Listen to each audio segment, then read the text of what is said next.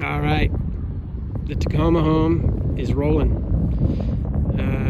Why I did what I did, I wanted to keep the roof clean for everyday driving. I thought about getting one of those topper tents or something like that, but I didn't want to drive around with something like that on the roof all the time. Just the weight up there and the wind resistance, it just didn't seem like the right thing for me.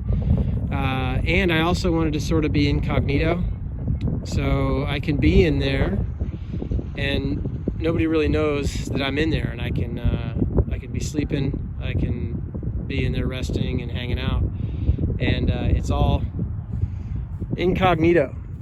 But I'd call this 3/4 packed for a pretty good journey.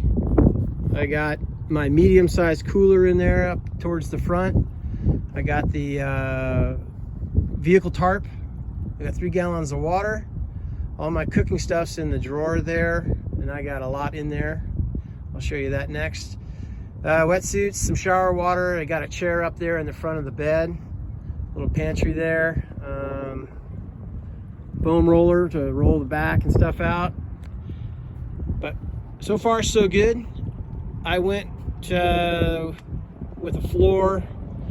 Keeps things from rattling around. It does add a little bit of weight, but I'm pretty stoked so far with it. Doesn't seem to be changing any of the handling characteristics of the vehicle.